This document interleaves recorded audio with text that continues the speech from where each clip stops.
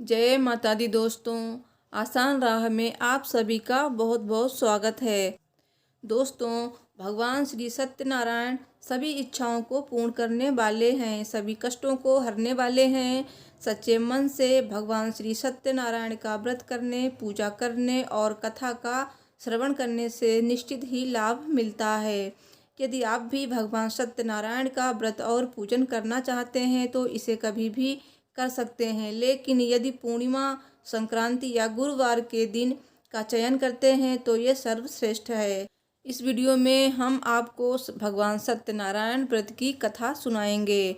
तो दोस्तों, इससे पहले आपसे एक रिक्वेस्ट है, अगर अभी तक आपने मेरे चैनल आसान राह को सब्सक्राइब नहीं किया है तो प्लीज़ सब्सक्राइब कर लीजिए।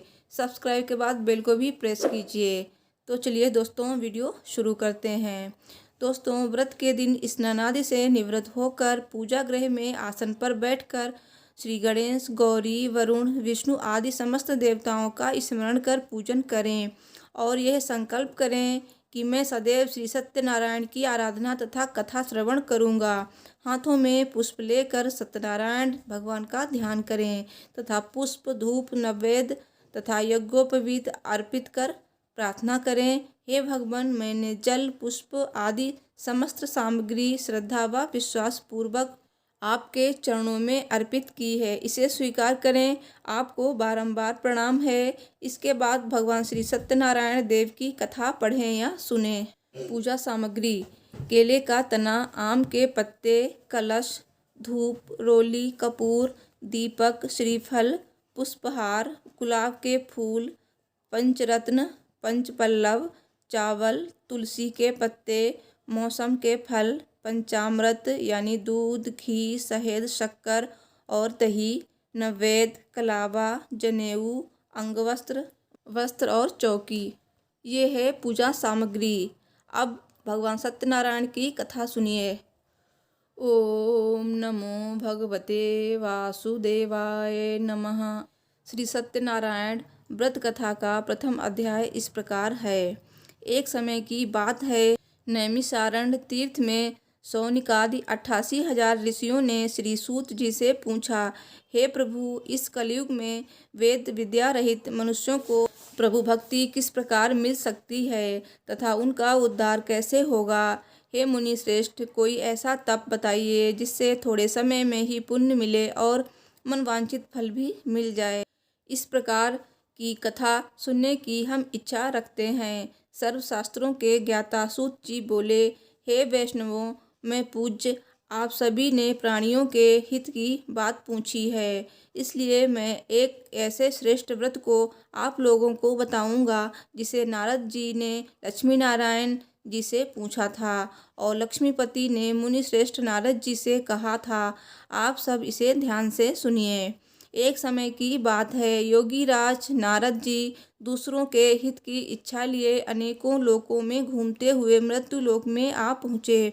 यहाँ उन्होंने अनेक योनियों में जन्मे प्रायः सभी मनुष्यों को अपने कर्मों द्वारा अनेकों दुखों से पीड़ित देखा। उनका दुख देख नारद जी सोचने लगे कि कैसा यत्न किया जाए जिसके करने से निश्चित रूप से मानव के दुखों का अंत हो जाए। इसी विचार पर मनन करते हुए वो विष्णु लोक में गए। वहाँ वो देवों के ईश नारायण की स्तुति करने लगे, जिनके हाथों में शंख, चक्र, गदा और पद्म थे, गले में वरमाला पहने हुए थे।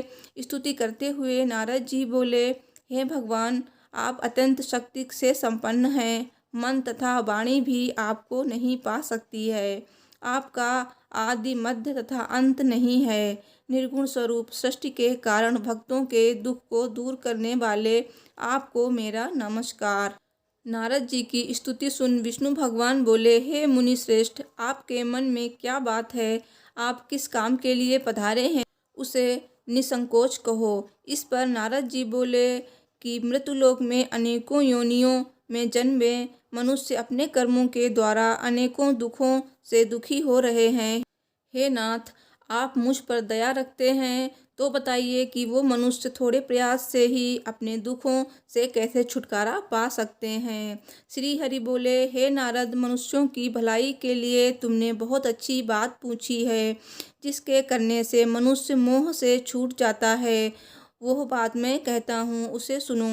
स्वर्गलोक व मृत्युलोक दोनों में एक दुर्लभ उत्तम व्रत है जो पुण्य देने वाला है। आज प्रेमवश होकर मैं उसे तुमसे कहता हूँ। श्री सत्यनारायण भगवान का यह व्रत अच्छी तरह विधान पूर्वक करके मनुष्य तुरंत ही यहाँ सुख भोग कर मरने पर मोक्ष पाता है। श्री हरि के वचन सुन नारद जी बोले कि उस व्रत का फल क्या है और उसका विधान क्या है?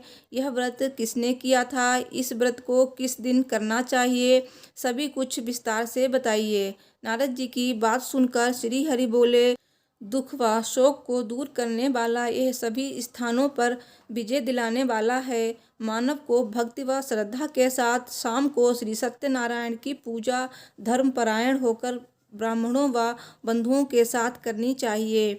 भक्ति भाव से ही नैवेद्य, केले का फल, घी, दूध और गेहूं का आटा सवाया लें। गेहूं के स्थान पर साठी का आटा, शक्कर तथा गुड़ लेकर व सभी भक्षण योग्य पदार्थों को मिलाकर भगवान का भोग लगाएं। ब्राह्मणों सहित बंधु बांधवों को भी भोजन कराएं। उसके बाद स्वयं भोजन करें। भजन कीर्तन के साथ भगवान की भक्ति में लीन हो जाएं। इस तरह से सत्यनारायण भगवान का ये व्रत करने पर मनुष्य की सारी इच्छाएं निश्चित रूप से पूरी होती हैं। इस कलिकाल अर्थात कलयुग में मृत्युलोक में मोक्ष का यही एक सरल उपाय बताया गया है। इति सत्यनारायण व्रत कथा का प्रथम अध्याय संपूर्ण। श्रीमन्नारायण नारायण नारायण, भजमन नारायण नारायण नारायण।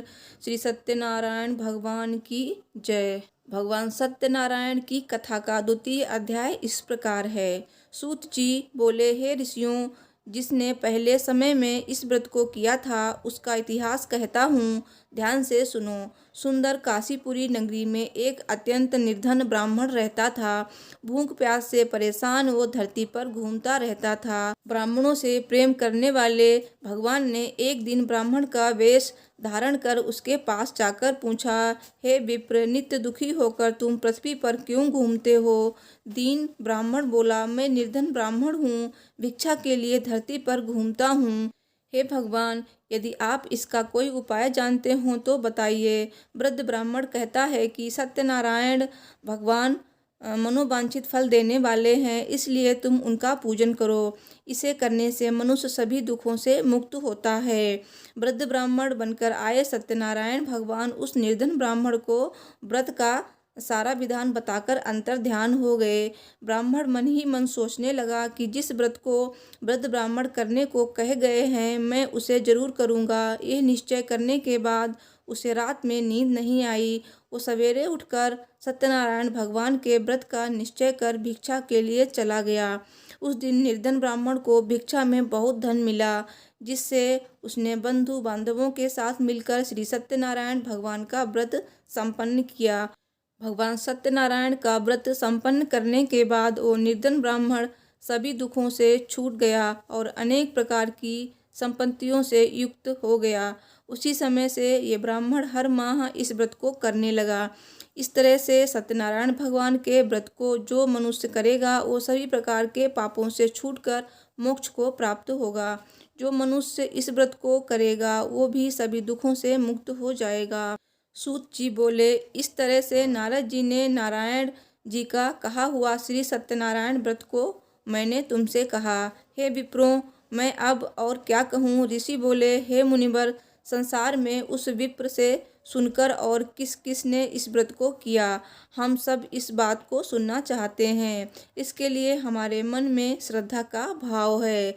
सूत जी बोले, हे मुनियों, जिस जिसने इस व्रत को किया वो सब सुनो।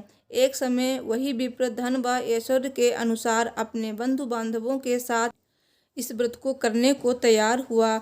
उसी समय एक एक लकड़ी बेचने वाला बूढ़ा आदमी आया और लकड़ियां बाहर रखकर अंदर ब्राह्मण के घर में गया। प्यास से दुखी वो लकड़हारा उनको व्रत करते देख विप्र को नमस्कार कर पूछने लगा कि आप ये क्या कर रहे हैं तथा इसे करने से क्या फल मिलेगा, कृपया मुझे भी बताएं। ब्राह्मण ने कहा कि सब मनोकामनाओं को पूरा करने वाला यह सत्यनारायण भगवान का व्रत है। इनकी कृपा से ही मेरे घर में धन धान्य आदि की वृद्धि हुई है। विप्र से सत्यनारायण व्रत के बारे में जानकर लकड़हारा बहुत प्रसन्न हुआ। चरणामृत लेकर वो प्रसाद खाने के बाद वो अपने घर गया। लकड़हारे ने अपने मन में संकल्प किया कि आज लकड़ी बेचने से जो धन मिलेगा उसी से श्री सत्यनारायण भगवान का उत्तम व्रत करूंगा। मन में इस विचार को ले बूढ़ा आदमी सिर पर लकड़ियां रख उस नगर में बेचने गया जहां धनी लोग ज्यादा रहते थे। उस नगर में उसे अपनी लकड़ियों का दाम पहले से 4 गुना अधिक मिला। बूढ़ा प्रसन्नता के साथ दाम लेकर केले, शक्कर, घी, दूध, दही और गेहूं का आटा ले और सत्यनारायण भगवान के व्रत की अन्न सामग्रियां लेकर अपने घर गया। वहां उसने अपने बंधु बांधवों को बुलाकर विधि विधान से सत्यनारायण भगवान का पूजन और व्रत किया। इस व्रत के प्रभाव से वो बूढ़ा लकड़हारा धन पुत्र आदि से युक्त होकर संसार के समस्त सुख भोग अंतकाल में वैकुंठ धाम चला गया। इति श्री सत्यनारायण व्रत कथा का 2वां अध्याय संपूर्ण। श्रीमन्नारायण नारायण नारायण भजमन नारायण नारायण नारायण। श्री सत्यनारायण भगवान की जय। श्री सत्यनारायण कथा का 3वां अध्याय इस प्रकार है। सूत जी बोले, हे श्रेष्ठ मुनियों, अब आगे की कथा कहता हूँ। पहले समय में उल्कामुख नाम का एक बुद्धिमान राजा रहता था। वो सत्यवक्ता और जितेंद्रिय था। प्रतिदिन देव स्थानों पर जाता और निर्धनों को धन देकर उनके कष्ट दूर करता था। उसकी पत्नी कमल के समान मुख वाली तथा सती साध्वी थी। भद्रशिला नदी के तट पर उन दोनों ने श्री सत्यनारायण भगवान का व्रत किया। उसी समय साधु नाम का एक वैश्य आया। उसके पास व्यापार करने के लिए बहुत सा धन भी था।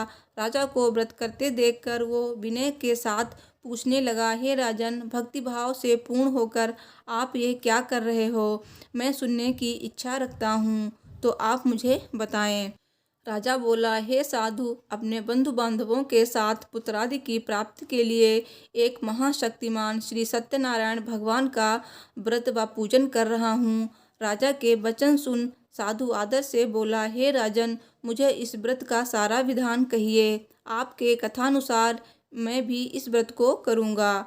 मेरी भी संतान नहीं है और इस व्रत को करने से निश्चित रूप से मुझे संतान की प्राप्ति होगी।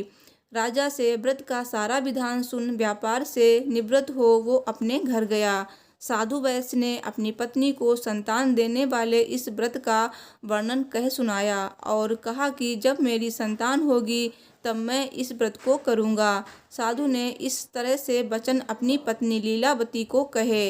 एक दिन लीलावती पति के साथ आनंदित हो सांसारिक धर्म में प्रवृत्त होकर सत्यनारायण भगवान की कृपा से गर्भवती हो गई।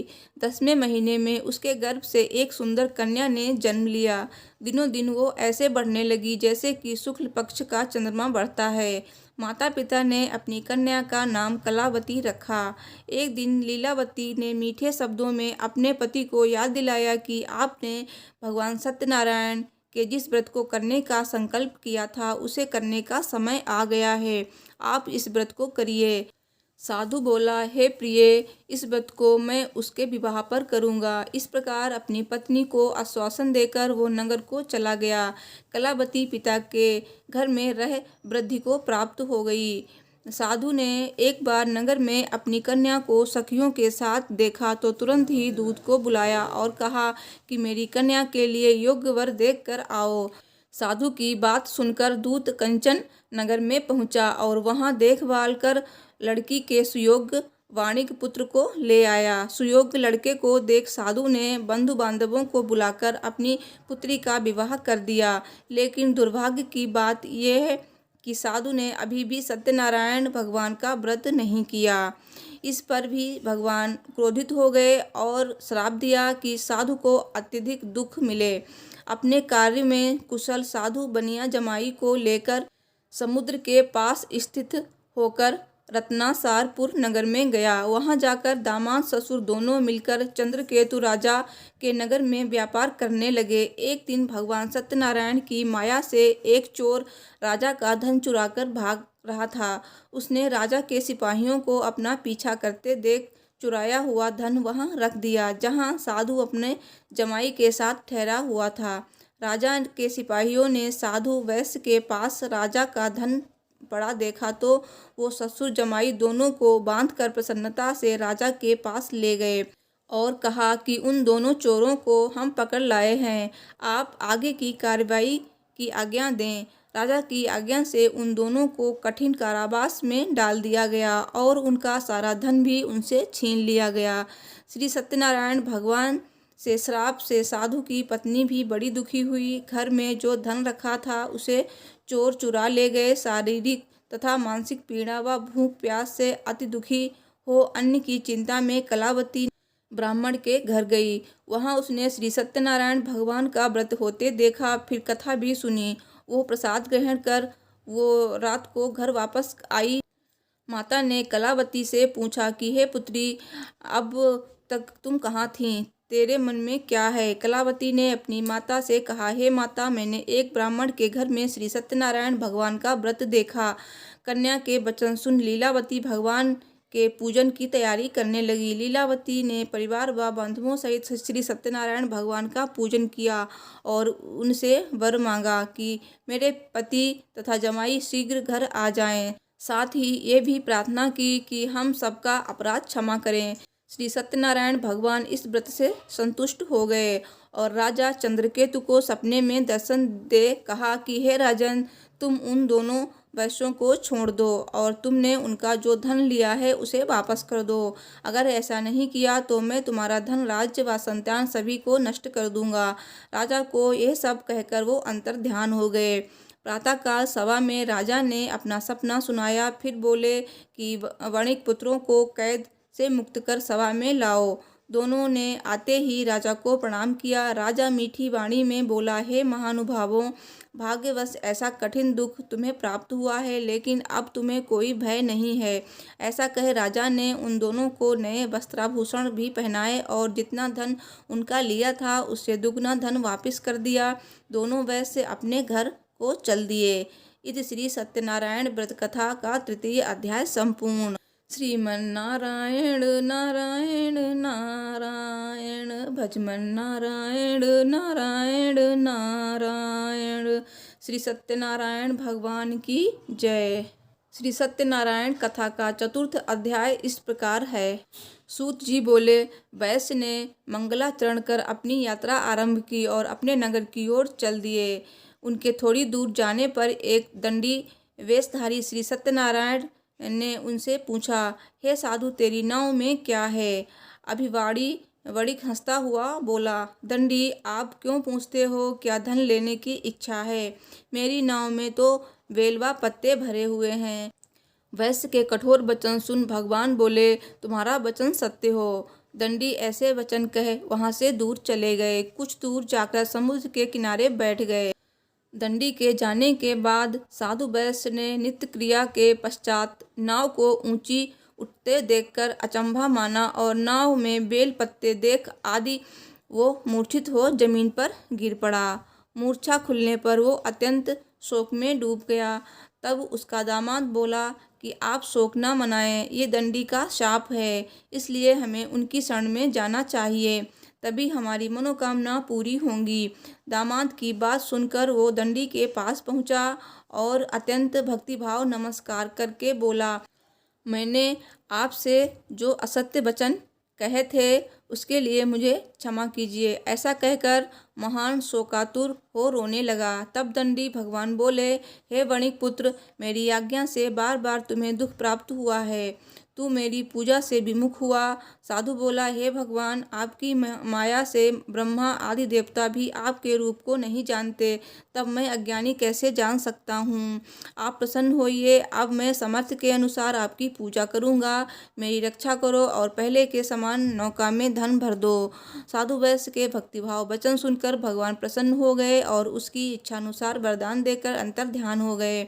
ससुर जमाई जब नाव पर आए तो नाव धन से भरी हुई थी। फिर वहीं अपने अन्य साथियों के साथ भगवान सत्यनारायण का पूजन कर अपने नगर को चल दिए।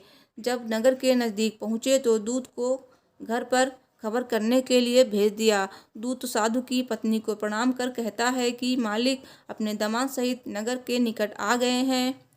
दूत की बात सुन साधु की पत्नी लीलावती ने बड़े हर्ष के साथ सत्यनारायण भगवान का पूजन कर अपनी पुत्री कलावती से कहा कि मैं अपने पति के दर्शन को जाती हूँ, तू कार्य पूर्ण कर शीघ्र आ जा। माता के ऐसे वचन सुन कलावती जल्दी से प्रसाद छोड़ अपने पति के पास चली गई। प्रसाद की अवज्ञा के कारण श्री सत्यनारायण भगवान रुष्ट हो गए और नाव सहित उसके पति को पानी में डुबो दिया। कलावती अपने पति को वहां ना पाकर रोती हुई जमीन पर गिर पड़ी। नौका को डूबा हुआ देख वो कन्या को रोता देख साधु दुखी होकर बोला कि हे प्रभु, मुझसे तथा मेरे परिवार से जो भी भूल हुई है उसे क्षमा करें। साधु के दीन वचन सुनकर श्री सत्यनारायण भगवान प्रसन्न हो गए और आकाशवाणी हुई, हे साधु, तेरी कन्या मेरे प्रसाद को छोड़कर आई है, इसलिए उसका पति अदृश्य हो गया है।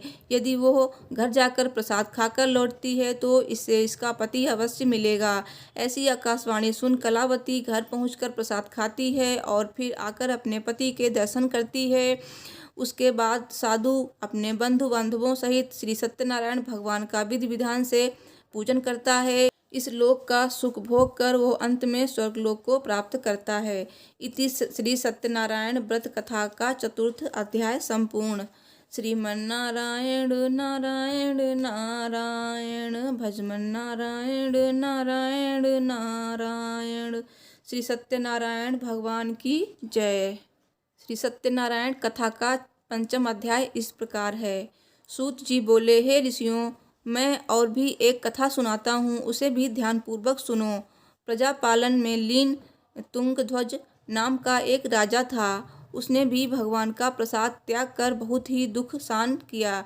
एक बार वन में जाकर वन्य पशुओं को मारकर वो बड़ पेड़ के नीचे आया। वहां उसने ग्वालों को भक्तिभाव से अपने बांधवों सहित सत्यनारायण भगवान का पूजन करते देखा। अभिमानवश राजा ने उन्हें देखकर भी पूजा स्थान में नहीं गया और न ही उसने भगवान को नमस्कार किया। ग्वालों ने राजा को प्रसाद दिया, लेकिन उसने वो प्रसाद भी नहीं खाया। प्रसाद को वहीं छोड़कर वो अपने नगर को चला गया। जब वो नगर में पहुंचा तो वहां सब कुछ तहस नहस हुआ पाया, तो शीघ्र ही समझ गया कि ये सब भगवान ने ही किया है। वो दोबारा ग्वालों के पास पहुंचा और वहां विधि पूर्वक पूजा करके प्रसाद खाया और श्री सत्यनारायण भगवान की कृपा से सब कुछ पहले जैसा हो गया। दीर्घ काल तक सुख भोगने के बाद मरणोपरांत उसे स्वर्गलोक की प्राप्ति हुई। जो मनुष्य परम दुर्लभ इस व्रत को करेगा तो भगवान सत्यनारायण की अनुकंपा से उसे धन धान्य की प्राप्ति होगी। निर्धन धनी हो जाता है और भय मुक्त होकर जीवन जीता है। संतानहीन मनुष्य को संतान सुख मिलता है और सारे मनोरथ पूर्ण होने पर मानव अंतकाल में वैकुंठ धाम को जाता है। सूत जी बोले, जिन्होंने पहले इस व्रत को किया है, अब उनके दूसरे जन्म की कथा कहता हूँ। वृद्ध सतानंद ब्राह्मण ने सुदामा का जन्म लेकर मोक्ष की प्राप्ति की। लकड़हारे ने अन्य जन्म में निषाद बनकर मोक्ष को प्राप्त किया। उल्कामुख नाम का राजा दशरथ होकर वैकुंठ को गए। साधु नाम के वैश्य ने मोरध्वज बनकर अपने पुत्र को आरे से चीरकर मोक्ष पाया। महाराज तुंगध्वज ने स्वयंभू होकर भगवान में भक्तियुक्त हो कर्म कर मोक्ष पाया। इत श्री सत्यनारायण व्रत कथा का पंचम अध्याय संपूर्ण। श्रीमन्नारायण नारायण नारायण भजमन नारायण नारायण नारायण। श्री सत्यनारायण भगवान की जय। तो ये है भगवान श्री सत्यनारायण की कथा। इसे सुनने से आपके सारे मनोरथ पूर्ण होंगे। तो इसके बाद आपको भगवान गणेश जी की आरती पढ़नी है। साथ ही आपको भगवान सत्यनारायण जी की आरती करनी है, जो इस प्रकार है। ओम जय लक्ष्मी रमणा, स्वामी जय लक्ष्मी रमणा, सत्यनारायण स्वामी जनपातक हरना।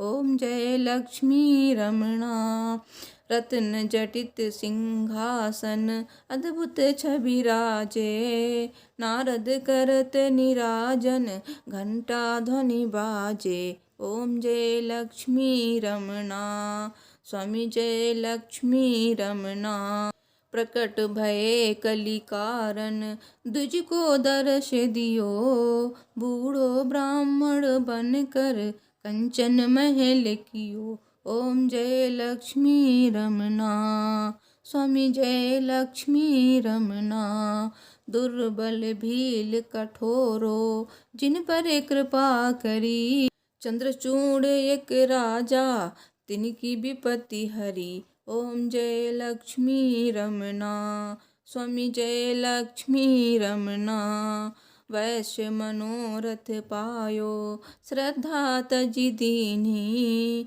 सो फल भोग्यो प्रभु जी फिर स्तुति कीन्ही। ओम जय लक्ष्मी रमणा, स्वामी जय लक्ष्मी रमणा, भक्ति भाव के कारण छिन छिन रूप धर्यो, श्रद्धा धारण कीन्ही तिनके काज सरयो। ओम जय लक्ष्मी रमणा, स्वामी जय लक्ष्मी रमणा, ग्वाल बाल संग राजा वन में भक्ति करी, मनोवांछित फल दीन्हो दीन दयाल हरि। ओम जय लक्ष्मी रमणा, स्वामी जय लक्ष्मी रमणा, चढ़त प्रसाद सबायो कदली फल मेवा, धूप दीप तुलसी से राजी सत्य देवा।